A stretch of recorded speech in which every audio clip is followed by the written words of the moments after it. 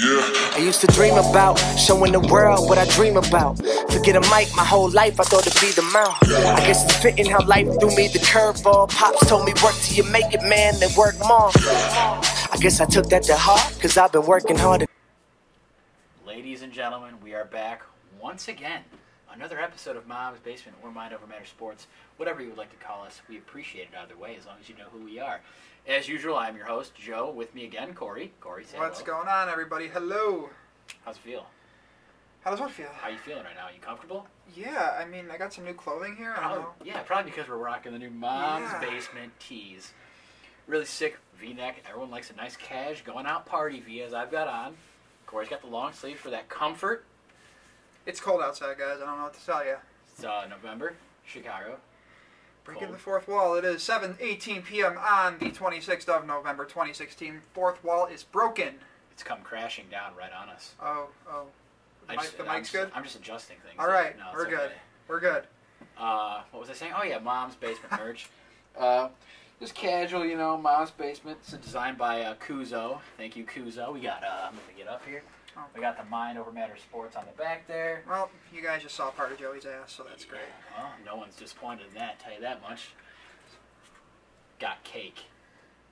Anyway, we do have other new Mom's Basement merch out on teespring.com/mindovermattersports. We got a different design on the front here, different colors, cheaper prices. Yeah, cheap-ass hoodies, guys.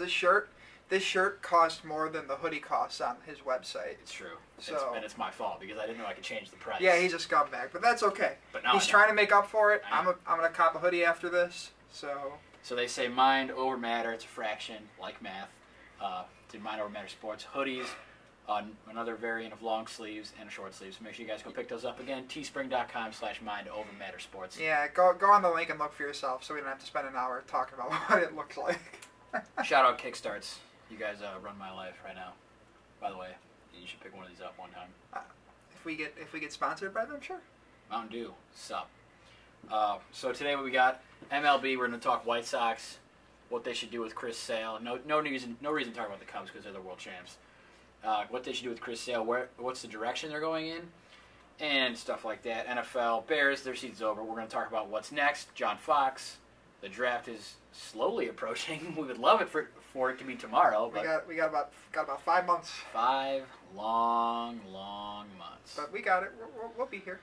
And we got college football. We got NBA. The Bulls are full. Well, I shouldn't say that, but they're 10-6. So the season's fully underway, I guess you could say. Yeah, we kind of know what they are at this point. Yeah, we've got some thoughts on it. We'll get into it. We're going to start with MLB. Corey, best package for Chris Sale for the Chicago White Sox. Go.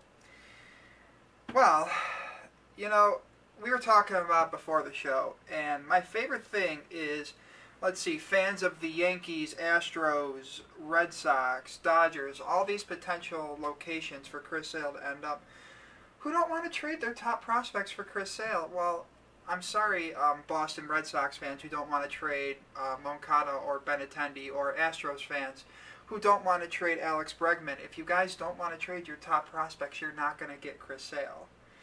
You know, the White Sox are at a point where maybe, finally, they get it. You hope so. I hope so. You know, Chris Sale's value is only going to go down from here as he gets older, his injury risk increases.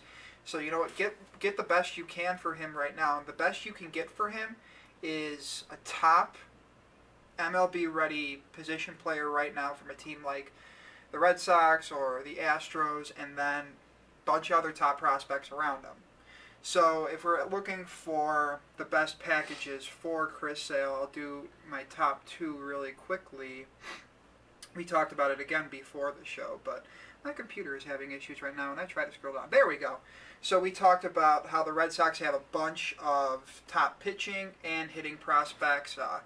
The second baseman, Yoan Moncada, or center fielder, Andrew Benintendi. They're both top 10 prospects in baseball. At least one of those two need to be included. And they both showed something at the major league level this year. Yeah, Moncada wasn't as impressive, but Benintendi definitely was. He can man center field. Moncada is still the #1 prospect in all of baseball, so I'm not going to turn him down. One of those two, or if you include both, you can the Red Sox can take off some prospects from the back end of that deal. But one of those two, the power-hitting third baseman Rafael Devers, who is their third prospect, Jason Groom and Michael Kopech, both of those two are their fourth and their fifth prospects. Both are pitchers, very high upside. And then we talked about Sam Travis as well, Pride of Providence Catholic, and the Red Sox number 6 prospect who plays first base. So we're looking for those other 6 top prospects. We probably need to have 4 or 5 out of those, depending on what they want to do. If the White Sox can somehow swing Moncada and Benintendi, you know what? Hang on to Sam Travis and maybe hang on to one of the pitchers and give me your top 4 prospects of Moncada, Benintendi, Devers, Groom. I'll be happy to go with that. And anything you want to say about that? I mean, it's a good package. I don't think you're getting Moncada. I don't think so either. That's why my number 1 option is not the Red Sox. Okay. Well, what is? I have a pretty straightforward. If I'm Rick Hahn, I would trade him to the Yankees. Okay. Like immediately. I would take Gleyber Torres. I would take Judge. I would take Clint Frazier, who's a friend of Mike Stud, by the way, because you just never know, Corey. Gonna get that right out of the way. Dylan Tate. I mean, I think Gary Sanchez is there, but he's obviously not going anywhere. I just think, man, that to me, that's a sweet. The only reason why I don't agree with that package, and the Yankees have I think the best farm system we could say in all of baseball. I think they have 8 top 100 prospects or something. It's ridiculous. Yeah, it's 6 or 7 top 100 prospects. It's ridiculous. You're right, but they don't have.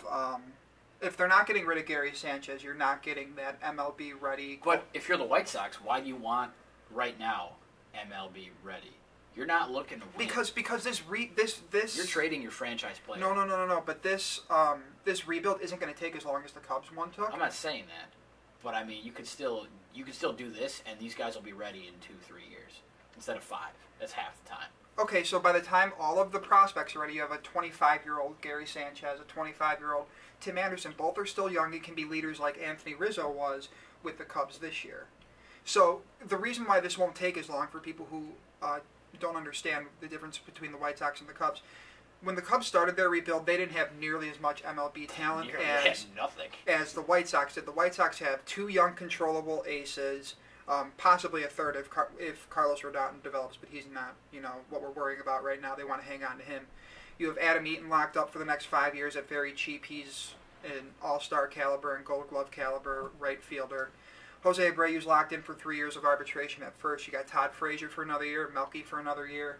You can move these pieces and pull in prospects who would be close to MLB ready to contribute, as well as they have young Tim Anderson on the roster, and they have other pieces, whereas the Cubs, when they started, had nothing. They had to take years of, 4 years of picking in the top 5, top 10, and scouting the Cuban routes for young, controllable talent. And frankly, if the White Sox committed to a full rebuild, it would take them 2 or 3 years as opposed to the 4 years it took the Cubs to make their run into the NLCS and then the next year the World Series. The World Champs, yeah. Now, how do you feel about Zak Collins as a catcher? Ultimately... Because you'd be bringing Gary Sanchez to block him, essentially, from playing catcher. Okay, yeah, I guess. I know there's a DH spot there. He can be the DH. Yeah. Or you can make him a first baseman. Sure, his bat, if you make him an average catcher, is like a huge plus. Yes. Obviously, when you go to first base or DH, there's more power expected, so he might be only an average power first baseman or DH. He probably hits... if he doesn't have the tax on his knees from being a catcher and you put him at first base or DH, he's probably hitting 25 to 30 home runs and you're getting 140, 145 games out of him. Whereas if you put him as a catcher and you are shortening his career and he's probably catching 110, 120 games for you because catchers wear down as the season goes on. So on one hand, if you make him a catcher, his bat's going to be a plus for the position. Yes. And if you make him a first baseman or a DH, he won't be as much of a liability in the field because his catching skills aren't great at the moment. But his bat might just be about league average for a first baseman or a DH. Yeah, I mean, that was the thing that I thought about when Gary Sanchez would obviously be a huge piece. I just don't think you're going to... I mean, I don't think they'll move him. But yeah. I would say you get Frazier, you get Torres, who's sick. Yeah. You get Judge, who's sick, and showed that he was this year at Major League level with really good power. if you can throw Jorge Mateo in that too, who's their was it number 3, number 3 prospect with Till and Tate, that's 5 right there. Yeah, and then I talked about too Blake Rutherford as well. I really liked Blake Rutherford in the draft. I kind of waffled between drafting him at number 10 when the White Sox took Zak Collins, because Rutherford could be, a very solid center fielder, contact hitting center fielder. Whereas Collins has more power, but I wasn't upset with the Collins pick by any stretch. Yeah, the Yankees would be a good option. If they're not going to include Gary Sanchez, then you need Frazier, Torres, Judge, Rutherford, Tate, or find a way to work Mateo in there if you can't work one of these top 5. Can you imagine that as a double play combination, saying all pans out? Torres and Mateo, and then you move Tim Anderson to center field or something like that. That would be phenomenal. That's a great double Clint play. Frazier. Yep, that's a Aaron Judge in the corners. Yeah, you could. That would allow you to move Adam Eaton or work with Adam Eaton to get him get more prospects for him. The White Sox are pathetic at the moment, and that's fine for me to say because it's coming from someone who watches them consistently, sadly. But they can do this rebuild and be back by 2019, be a playoff contender. And it's different than the Cubs situation for sure. And then my last team I wanted to talk about, because the Dodgers are interested, but I'm not a fan of the Dodgers package because they're top. The top 2 pieces you're getting are both pitchers. Well, no. The top piece you would get back would be Cody Bellinger, who is their number 1 prospect, who's a first baseman. You get Urias. Oh, okay, yeah, you're talking about MLB. Yeah, Urias would be nice. I mean, I liked. And De Leon. Yeah. They're pitchers. The White Sox. They have more pitching than they have hitting, and that's not anything anybody can debate for sure. And then when the Dodgers' top position player coming back would be Cody Bellinger, who, granted, is a power-hitting first baseman. The top prospect you get back, shouldn't be a first baseman. Mm-hmm. They're not. That's not getting full value. They're limited in their skill sets, basically. Yeah. But if we move on to somebody like, let's say, the Houston Astros here, who so far this offseason signed Josh Reddick. They signed. They traded for Brian McCann. Their lineup looks very well set for opening day so far. Yes, it looks very good. We're going to be weakening their lineup if they trade for Chris Sale, but their rotation right now isn't that great. No. And they need a stud. Chris Sale's a stud. Chris Sale's a young, controllable stud. 3 years at $38 million, I believe, is what his contract is left. So if Houston deals with the White Sox, the first thing they're going to have to give up is their number 1. He was a prospect. He came up, played for them this year. Their number 1 young player, and that is shortstop / third baseman Alex Bregman. The dude's a stud. I think at one point he was the number 2 overall prospect in baseball. He's got everything you want from a corner infielder. Can play multiple positions. Yep. The bat's there. He's he's the young MLB ready piece that the White Sox would be looking for, so they can at least draw some fans in on opening day. Not that they draw fans regardless. But it's a guaranteed rate field, I may add. Oh, that makes me so sad.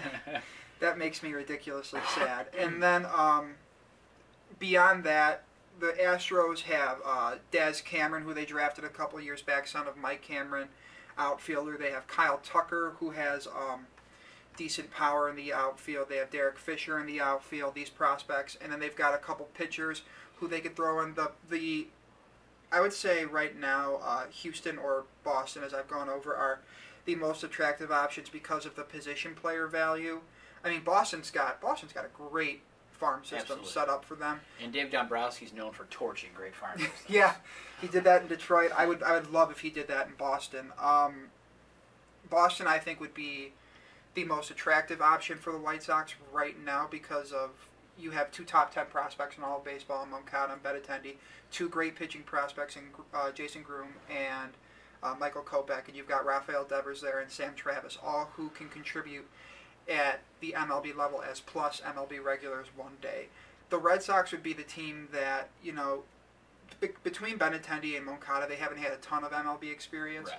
But that's fine. You give me one or both of those, and I'll take it. Yeah, again, for me, the package I go for, if I'm the GM, I'm going to New York, and I'm saying, listen, Brian Cashman, I want to do this deal with you. I really do. This is what I want, and we need to work something out because I don't know what it is for me. I just think that is such a good package. I'm not looking to win this year or the next year. I'm going to look for my high draft picks, add to my farm system. Free agency in a couple of years. You don't know. 2018's free agency is going to be a monstrous free agency. We could talk about that a year from now. You can throw money at people in baseball like it's nothing. That is what I would be doing 120%.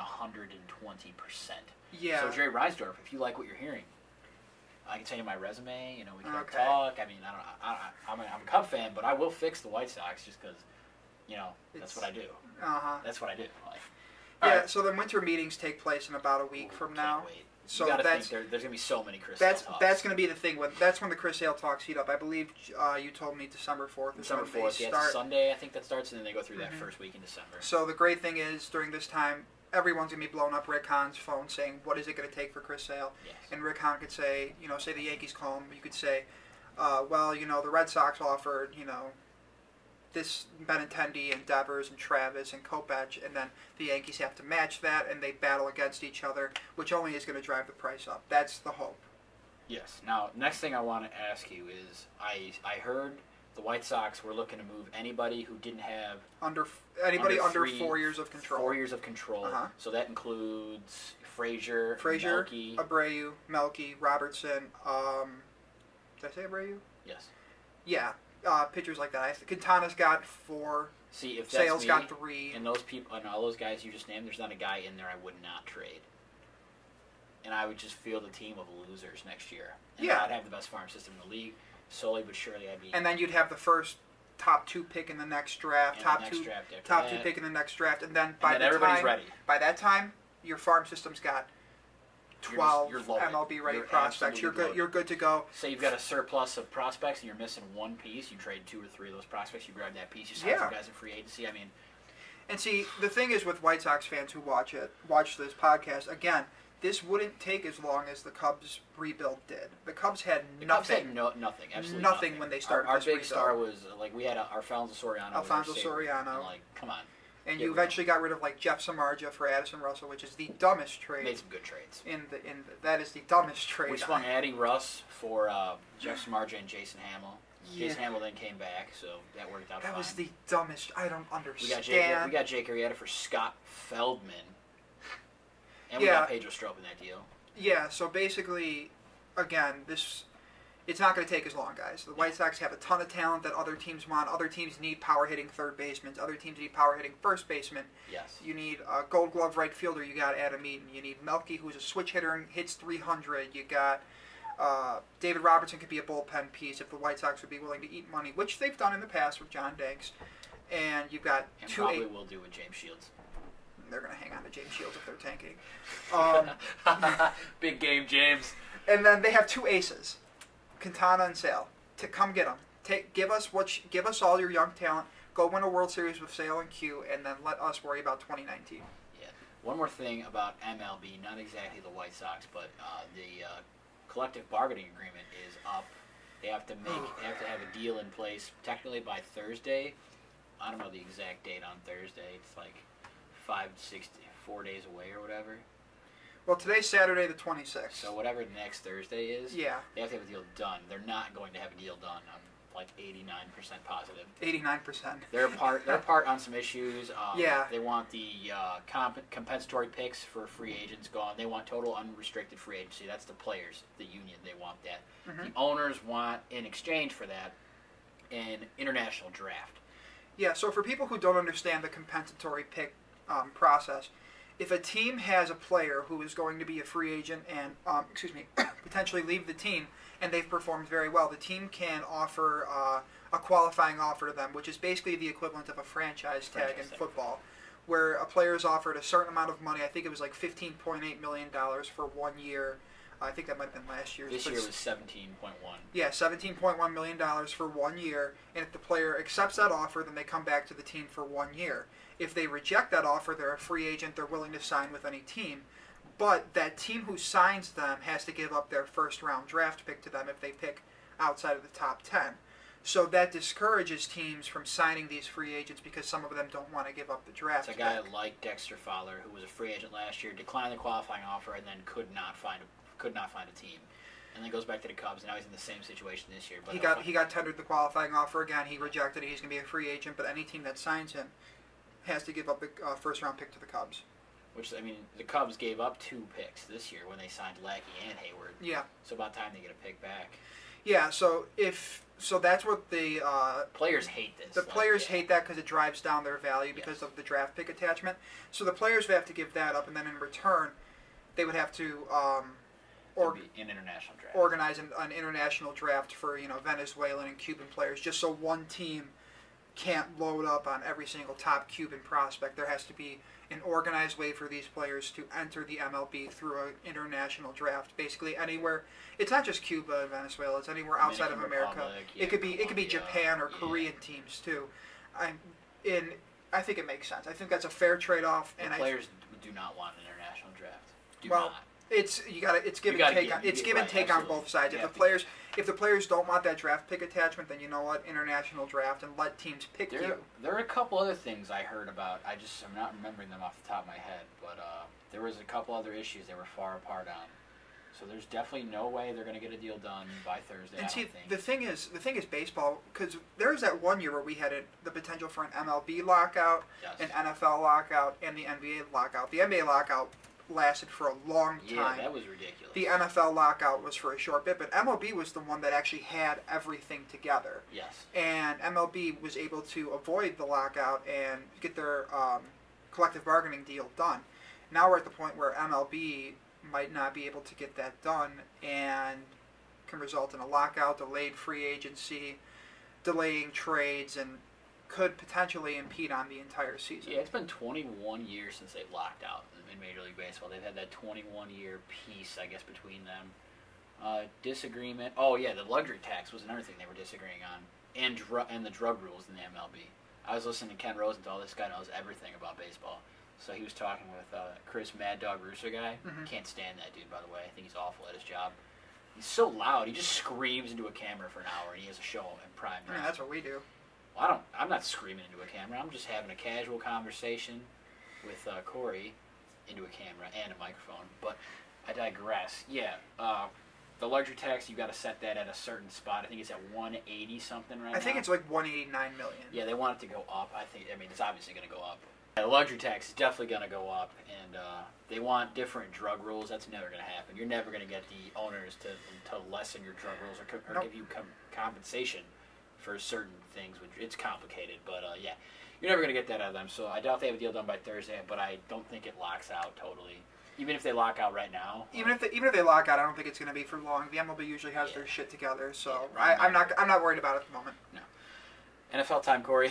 Chicago Bears. Oh, boy, boy. were we wrong. Yeah, guys. Joey picked them for 9 wins. I picked them for 10, and whew, they got 2. They got this many. Yeah, wrong. So we were way off. But I mean, there is more talent than what they've shown. Injuries have been a huge thing. They actually, it was funny. And it's really not funny, but they actually had to change the font size on John Fox's injury report because he had so many players injured that the regular font size would not fit every single player who was injured on their injury report. Over half of their roster has missed at least some time this year. It's ridiculous. And just the pure amount of starters that they've missed for the entire year, people who were penciled in to be starters and got hurt in camp, or people who started the year, everybody's hurt. Mm-hmm. Everybody. And that's football. But I mean, when it happens, it just keeps pouring. Or when it rains, it pours. Yeah. This is the saying. That's why, I'm okay. And we're going to talk about how this is kind of a lost year. But, like I said, the Bears are in the spot next year, I feel, to be a spoiler team or a surprise team because we know the talent level on this roster is higher than a team that's picking in the top 5. But they're going to have a top 5 draft pick and another draft class where every round they're picking in the top 5. So that's another wave of young talent they're bringing in. Yes. And I think that, again, injuries and a couple coaching changes aside, they can be... You're not kidding. Yeah, they can make moves next year, but we got to see what their draft class looks like. So we're going to talk about what's next for the Bears here. Mm-hmm. The future of John Fox, I think he's done, in my opinion. I think the only way you keep him is if Tony Romo is traded to the Bears and you want Tony... Because Tony Romo's not coming here with like a rookie head coach and to groom some rookie quarterback. He's just not going to do it. So I think if you go and get Tony Romo, he stays. Otherwise, I think John Fox should and will be fired. this is the situation where if you're John Fox, and I don't think he'll be talking to Ryan Pace about this because I think Ryan Pace did hire John Fox, but you're looking and you're like, this is the one year you can say injuries did impact how well we did, because Jay Cutler missed time. Jeremy Langford was supposed to be the team's starting running back, and he missed time. I think let me think. Their entire starting offensive line, except their left tackle, has been hurt at some point. Their left tackle's not good. Yeah, so he's not good.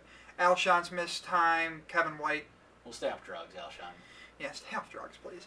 Alshon's been hurt and has been suspended. Kevin White's been hurt. Zach Miller's on IR, I think, now they're tight end.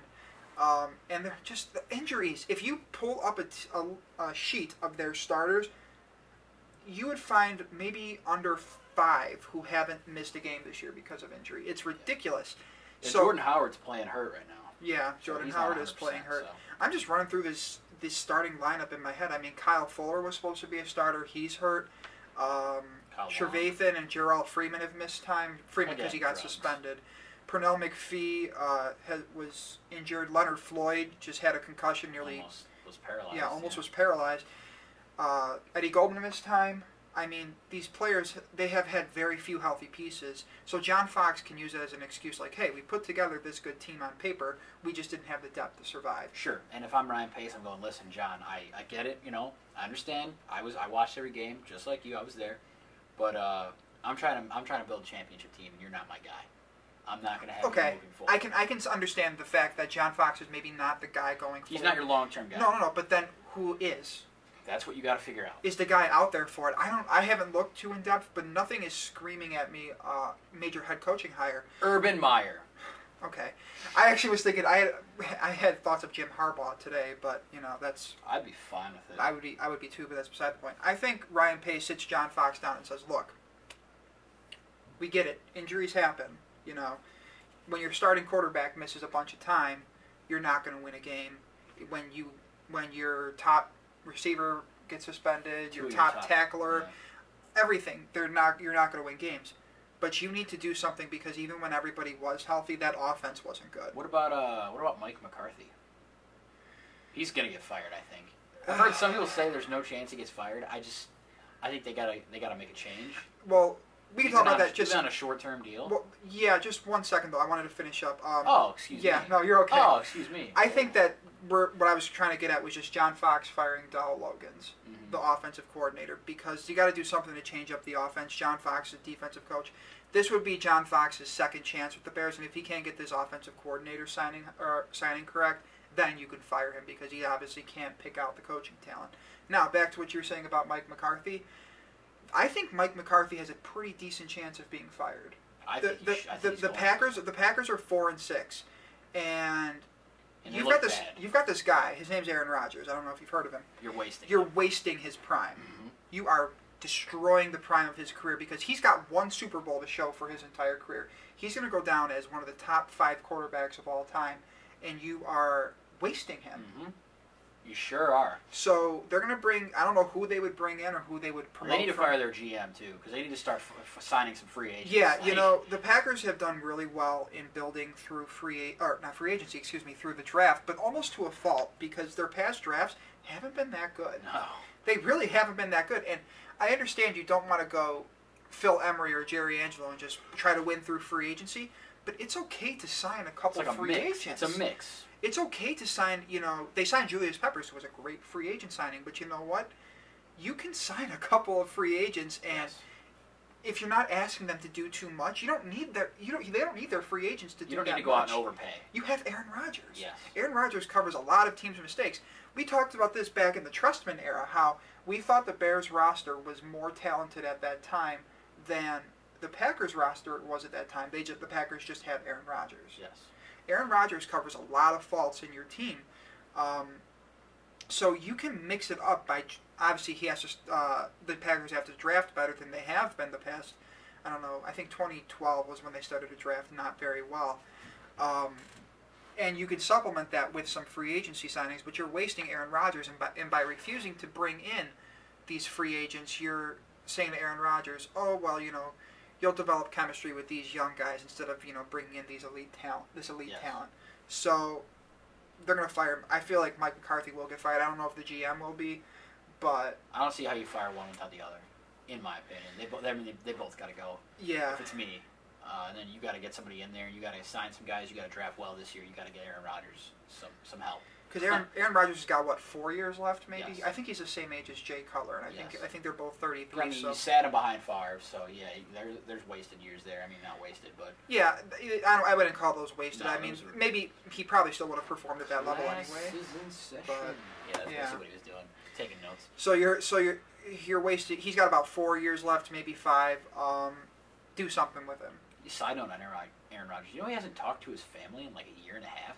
I did not know that. Anybody in his family. I know there was that thing with like Jordan Rodgers. Well, yeah, whatever, I'm talking his whole family. Yeah, doesn't talk to anybody. Doesn't talk to anybody from his high school. Nothing.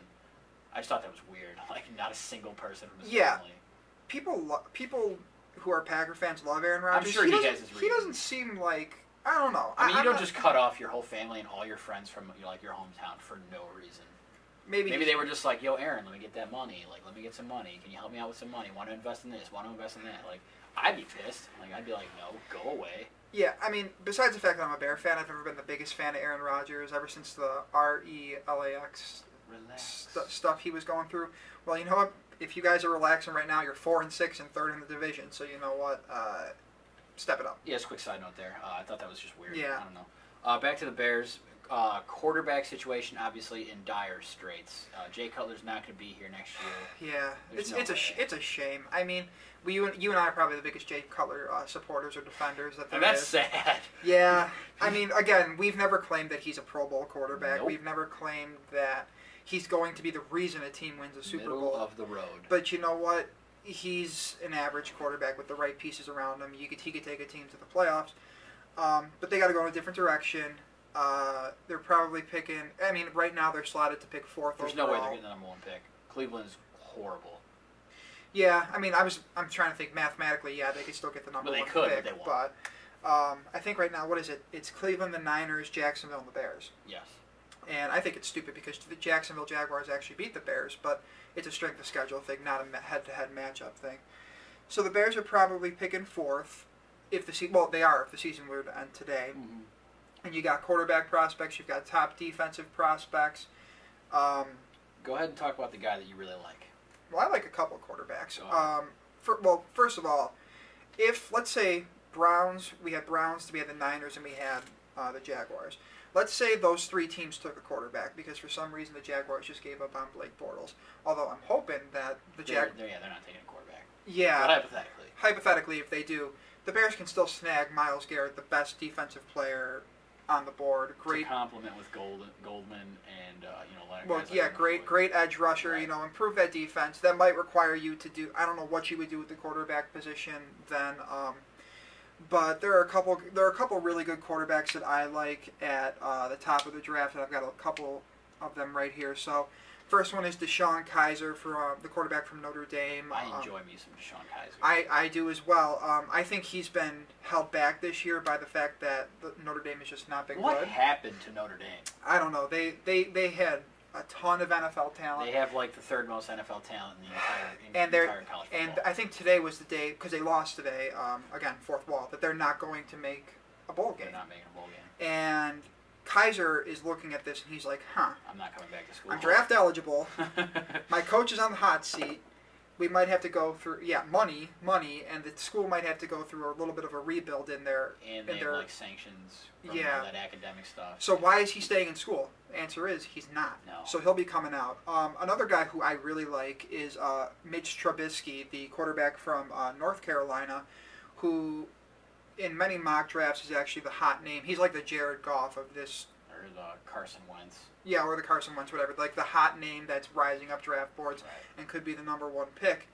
And what I like from him, I like his footwork in the pocket. I saw a couple. I haven't watched too many full games from Corey him yet. will analyze more film as time goes on. Yeah, it's November. That's what he does. Once college football ends, we can watch film. But I've seen a few plays with him, or more highlight plays, where he's got great footwork in the pocket, great touch on the deep ball, accuracy on the deep ball.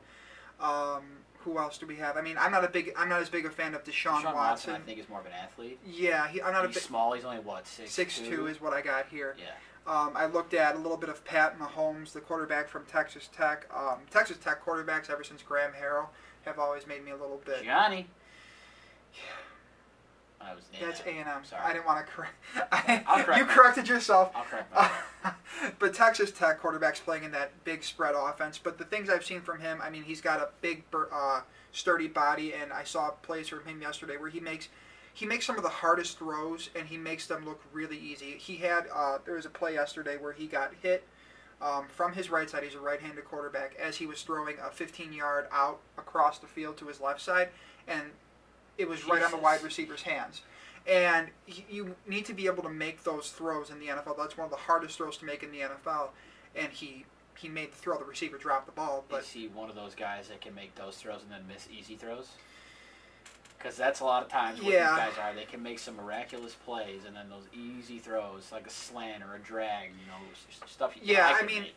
Right now he's my QB. I think I want him as my QB 3 right now, and he could drop to 4 depending on if Josh Allen, the quarterback from Wyoming, who I also really like, goes back to school. They're saying he might. I talked to Aaron Lemming. You follow him on Twitter. Yeah, he's a good follow. Yeah, he's a great follow.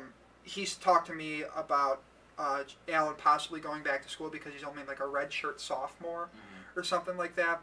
And they say every year that the quarterback class is bad, so maybe he looks at next year's quarterback class. If it's better for him to come out then and be the number 1 overall pick, then sure, he might go back to school. But if he comes back, or if he goes into the draft, that drops all these other quarterbacks down a notch, and the Bears can grab one at 4.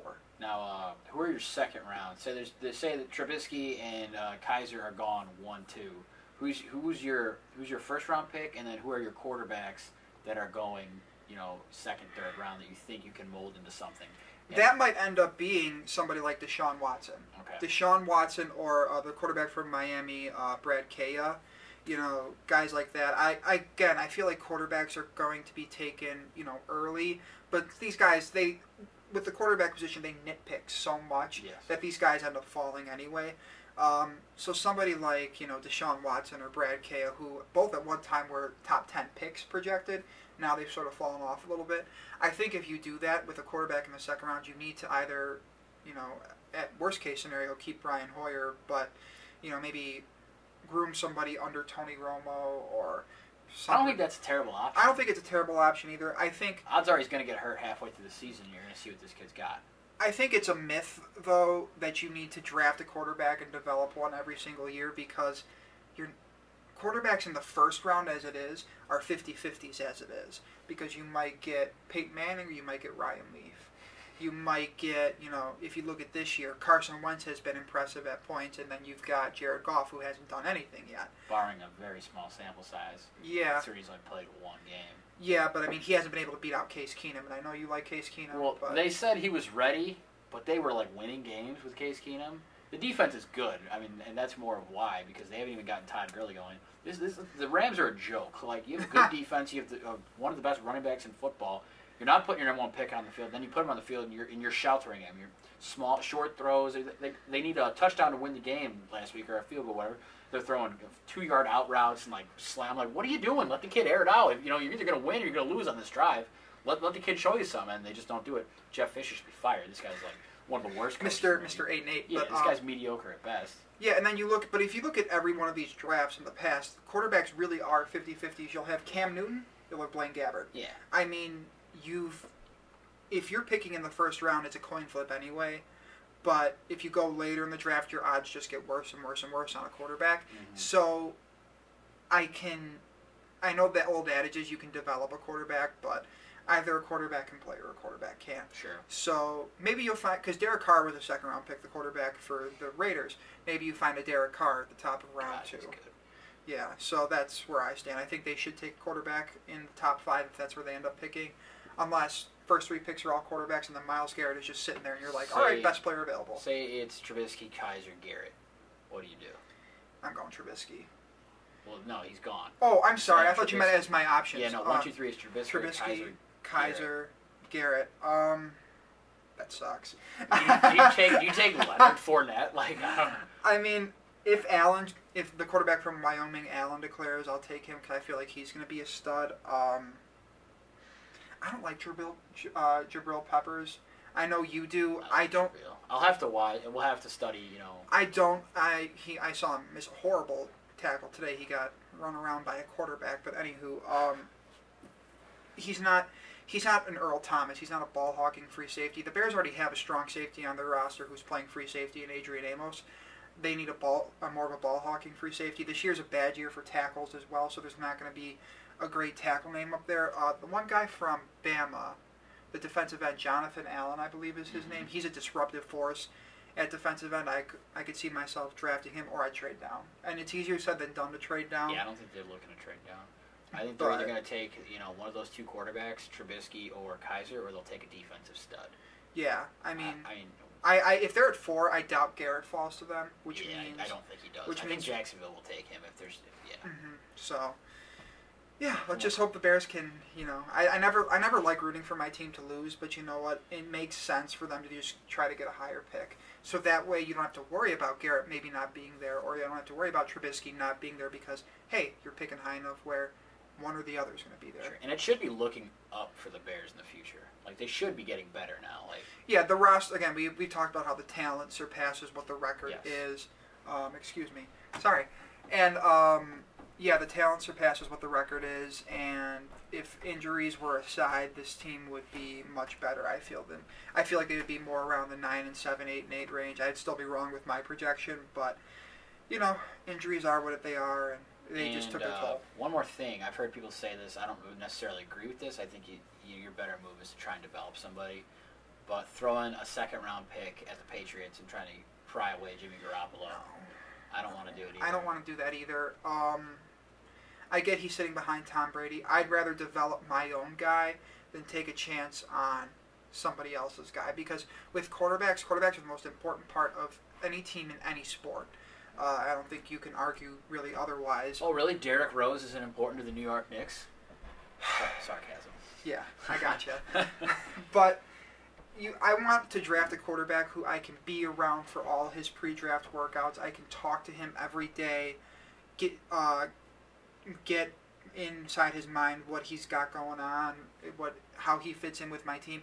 I don't want to rely on the Patriots who, granted, did develop him. I don't want to rely on another team's assessment of him when I come to trading for him or acquiring him. I want to acquire a quarterback on my own who I've scouted. Yeah, same. I agree with that.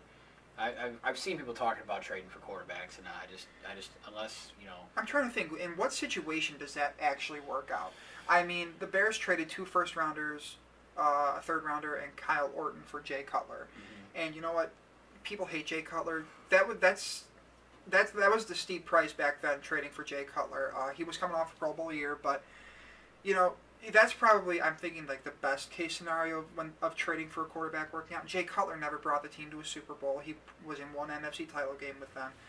But look what happened when we talked about this the other day when the Redskins traded for Robert Griffin III. They traded 3 first-rounders and a second for Robert Griffin III, and they drafted Kirk Cousins with their next pick in the same year. So Kirk Cousins is a starting quarterback for the Redskins, and he's playing. Ooh-wee. I'm done with you. I love that guy. He's so funny. Anywho, and Kirk Cousins is the starting quarterback now for the Redskins. RG3 is floundering out in Cleveland, and Redskins would be much better off having those 4 picks. They traded while still keeping Kirk Cousins. So trading up or trading for a quarterback, I don't think really works that often, considering how risky quarterbacks are as it is, and then you're giving up more just to get in on that risk. Especially when they come from a spread offense and not an NFL pro-style system. You see that with Carson Wentz coming from a pro-style system, even though he's going into a more a vertical offense, I would say, but he looks fine. Mm-hmm. So he had that background, and it's worked out better. I know Jared Goff's small sample size, but he looked terrible in his first game. It also bothers me that the Bears had 3 fourth-round picks this past draft and did not touch Dak Prescott. Who saw that coming? Did not touch Brett. Who saw that coming? I get the frustration, but I know, because I'm going against my own philosophy where you don't draft and develop these guys.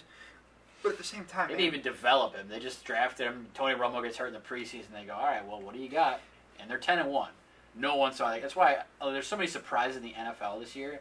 Like the Cowboys win 10 consecutive games. The Packers are under 500. The Raiders too have been really good. First of all, I had the Raiders winning that division. Yeah, but did you have the Raiders as number 1 team in the AFC? I did. Yeah, but I had them better than the Broncos and the Chiefs too, obviously, because they win the division. But yeah, then the Jaguars, we think they're going to be good. They suck. The Bears, we think are going to be. I think they're going to be decent enough to win 9 games. Corey thinks they're 10-6. They suck.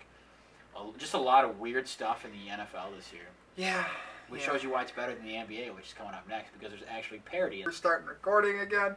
Hi guys, we're back. Hello. Come on, Corey. I'm not professional. Come on, Corey. I'm disappointed in you. I'm disappointed in me too, but let's talk about the Bulls. Sweet. All right. So Bulls 10-6, 3 games back of Cleveland Cavaliers. Yes, they are overachieving. Thank you for asking, Corey. I'm not huge on the Bulls this season. I'm a Bulls fan, but I just do not agree with the way they went about it. We miss tips. Yeah, we do, obviously. I miss tips. Guy's the GOAT. Yeah, overachieving, absolutely. They've had a super easy schedule. Let me just read off some of these wins before people are like, well, they're 10-6. They're in second place. You know who was supposed to be 10-6? The Bears. The Bears. But they're not. Anyway, they're a 4 seed in the East. Yeah, that's great. They would play Boston in the first round, and they would get bounced. Seeds 2 through end in the East don't matter. All right, whatever. Let's see. So they beat the Pacers, they beat the Nets, they beat the Heat. Corey, stop me when you're scared of the team that I named. Okay. The Wizards, the Trailblazers, the Jazz, the Lakers, and the Sixers. Those are 9 of their wins. Not impressed by any of those wins. The other win, they beat Boston in the first game of the season, but then they went and lost to Boston like a week later. That's neat. So but some of these losses against the Clippers. Knicks, the Pacers, the Hawks, the Clippers, and the Nuggets. Clippers, they're a good team. Nuggets are bad. Hawks are not good. Pacers are not good. Knicks are not very good. Yeah, for some reason the Nuggets have just spanked the Bulls for the last 5-6 years or so. I don't understand it, but regardless. Not impressive. Yeah. I was a little bit higher on the Bulls than Joey. I picked them to be my 4th seed. I think Joey picked them to be like 5 or 6. 7 or 8. So really? I don't think they're good. Oh, wow. Last year they started off super hot. Their record was like 22 and 12 or something. They were good. Yeah. And they ended up missing the playoffs. So I think that could essentially happen again this year. Yeah. Wade is old. He could deteriorate. Rondo is horrible. I'll get into that in a second. But he's bad. Robin Lopez, meh. There's a lot of issues with them. Getting rid of Derrick Rose was probably the right move. We'll see, because Derrick Rose has been playing well in New York. We'll see how that goes. But we're going to get into it anyway, but we'll just transition. Jimmy Butler is not... You can't win a title with Jimmy Butler. No, Jimmy Butler is not a superstar. Jimmy Butler is not a number 1 piece. If this Jimmy Butler was around when Tibbs was in his first year, Rose was an MVP, you put Jimmy as a shooting guard in that starting lineup with, Rose, Boozer, Noah, Taj. Go get him, Joe! And one! I forgot Luol, I'm sorry. If you put Jimmy Butler in there over like Keith Bogans, then yeah, that's fine because Jimmy Butler is a number 2. He's not the number 1. I think Jimmy Butler could be a 2 or a 3. 2 would be very generous. Your number 1 would have to be like a LeBron or a Curry or a Durant. But Jimmy Butler's not a 1. We may very well be the only ones who feel this way. Yeah, it honest to God feels like it because even I saw things. I follow the NBA on Twitter, obviously, and they show like GIFs and vines of players, who they feel like are superstars, and you'll see like Steph Curry, and you'll see Durant, and you'll see LeBron, and then you'll see Jimmy Butler, and I'm like, he's not a superstar. No. He's a very good player, and you know what? He was picked with the last pick in the first round when he was drafted. He's overachieved by far. Nick Friedel, who's the Bulls beat reporter. Nick Friedel. The Bulls beat reporter. Shout out ESPN 1000.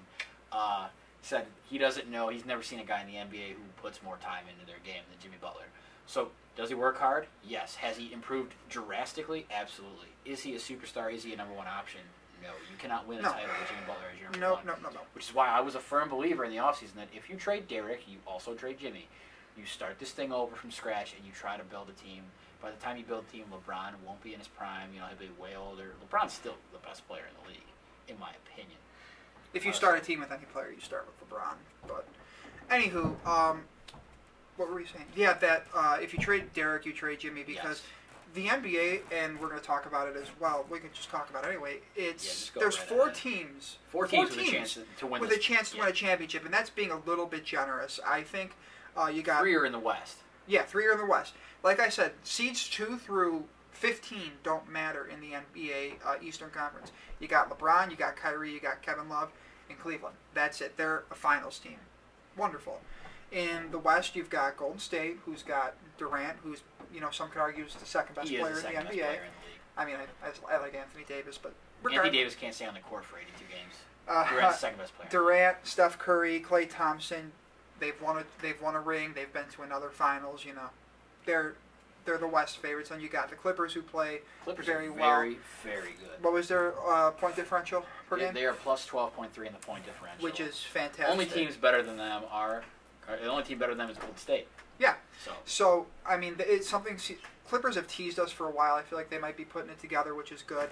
And then you've got the Spurs. And I don't care how much talent the Spurs have. Pop is the best coach. God, I love that dude. I don't want to say he's the best coach ever because he's not, but he's like up there, dude. He's been the best coach of my generation. Yeah, absolutely. In the NBA, the guy does so much. He's like, when I took so much pride when Tom Thibodeau won Coach of the Year because he won it over Greg Popovich. There was a time when Tibbs was considered a top 3 coach with Pop, and I'm thinking to myself, wow. Jesus Christ, up there with Pop. Pop loses Tim Duncan, and he's got Manu that got older, Tony Parker got older, and you know what? He still wins. All he does is win, and his post game and his after quarter interviews are legendary. Yeah, so he's the greatest. I feel like in the NBA, coaching matters the least, but in San Antonio, they might be the exception. So San Antonio is the 3rd team in the West that I feel has a shot at the title. Like, it wouldn't surprise me really to see San Antonio in the NBA Finals. Versus the Golden State Warriors in the Western Conference Finals, a series that goes 6 or 7 games. Yeah, wouldn't be surprised. I mean, San Antonio would not be the favorite in that series because of the talent level, but Pop. I feel like Pop could bring a team to the finals. It's not my prediction by any stretch, but I feel like I wouldn't be shocked. This is why the NBA is garbage because they set up this thing where you could just bring 3 superstars together and they can just roll through a league. It's been happening for years now. It's going to get worse. The cap's going way up again, but with the Bulls, people are calling Rondo, Wade, and Butler a big 3, and that is just so stupid. Okay, you got one part of a big 3, and that's Jimmy Butler. Yes. You need 2 people better than Jimmy Butler. You got 2 people much worse than Jimmy Butler. Dwayne Wade's looked good, sure. He's also old. He's playing 30 minutes a game right now. Can't do that all year. That just won't happen with that guy's knees. He's not going to shoot 3-pointers so well all year. He's already made more 3s this year than he did all of last year. Rondo, my God, he's horrible. I don't care. I hate watching this guy play. Like, they're just they're running pick and roll, and they're just like, all right, go ahead, Rajon, shoot the ball. And he's like, I got to shoot this. I'm wide open, and then clank, miss. Guy scores. Sure, he gets you assists. Like, that's fine. You get 10 assists, but you only get 4 points. He'll get some boards, too. Yeah, sure, but he's just bad. He's horrible. Yeah, he's not what they thought. I mean, I don't know what they thought about when they replaced Derek. I mean, Derek wasn't. They just wanted a recognizable name to put a point guard. That's all they wanted. And I mean, we know how this is going to end. The Bulls are going to get to the playoffs, lose in the first round. Yeah, they're going to get bounced automatically if they make it. Yeah, There's no other way to it. And the reason why we said trade Jimmy if you trade Derek is because you need to be as bad as possible in the NBA. Get that top draft. Lottery sucks. Like, it sucks. But you need to get that top draft pick, get a superstar, sign another superstar while that superstar is still under control, the first one, and then make a run at it.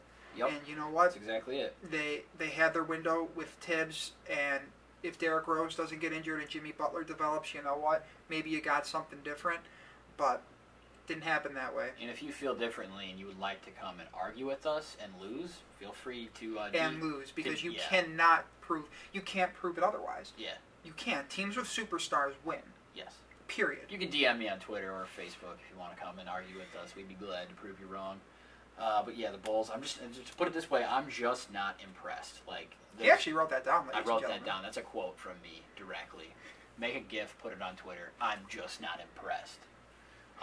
Yeah, I think it's Cleveland and it's Golden State, and that's it. That's going to be the finals. Again, and that's going to be the finals for the next couple of years, I think. Yeah, there's no way around it. Like, basketball's horrible to watch. I mean, I'm looking at these teams right here. Miami's bad. Brooklyn's horrible. The Sixers have been horrible for years. I mean, the Lakers are looking up. The Kings are terrible. Denver sucks. Pelicans have Anthony Davis and nothing else. The Timberwolves are struggling right now. They have young pieces. The Suns are bad. They also have Tibbs. They also have Tibbs. Dallas is garbage. They've hung on to Dirk Nowitzki way too long. And they're just running that into the ground. I mean, but yeah, the NBA is meh. Not really too much fun for me to watch right now. I hate watching Rajon Rondo run point guard for the Bulls. And I hate Fred Hoiberg. So that basically, that's it for me. Can you believe somebody actually sat down, Gar Forman, John Paxson, whoever, and said, you know what? This Fred Hoiberg guy. Down in Ames, Iowa. He's better than Tibbs. We should bring him in. He's better than Tibbs.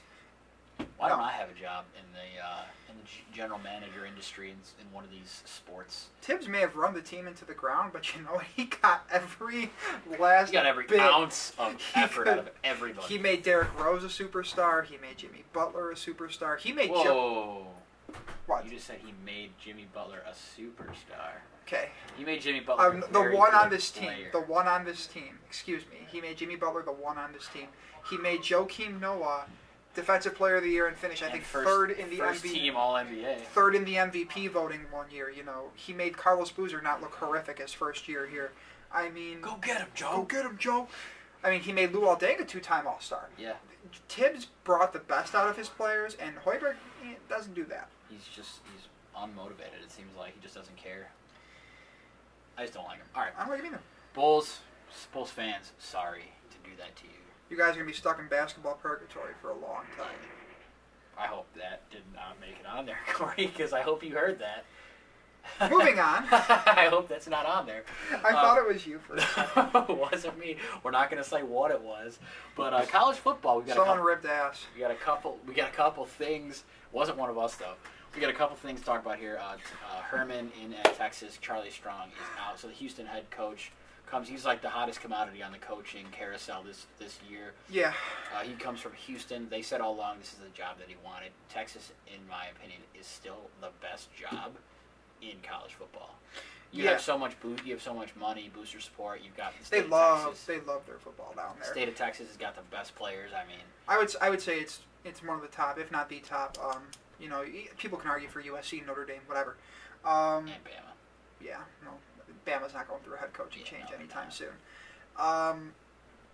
Yeah, this kind of felt like, I told you before the show, sort of felt like when Kelly went from Cincinnati to Notre Dame. They're taking Herman's taking this huge jump from Houston to Texas, from small light to big time showing, and I hope it works out for him. I'm not sure they did Charlie Strong. Charlie Strong got dealt a very bad hand. Yeah, I mean, he did bring in some good players, and I mean, they showed some promise, and so it's up to Herman to just continue that. I feel like Charlie Strong's a decent coach. Oh, sure, yeah.